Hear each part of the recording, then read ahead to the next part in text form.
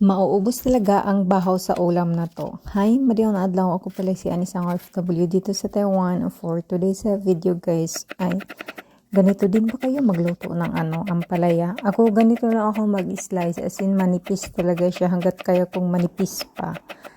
Ganyan kasi para sa akin parang feel ko hindi siya masyadong mapait pag medyo manipis lang. Tapos ang pagluto ko nito guys ay para siyang half cook lang mga ganun. Pero dito sa bahay is talaga, lutong-luto siya kasi nga walang mga ipin yung mga tao dito ganun.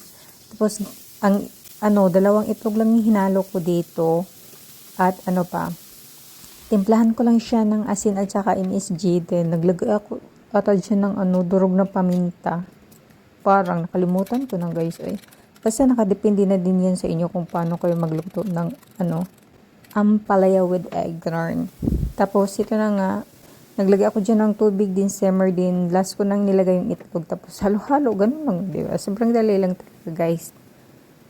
Ang pagluto ng ampalaya. Sarap sana kung may yung may tuyo. Tapos kape sauce. Diyos ko, ubos talaga ang bahaw. So yun lang kain po sa yung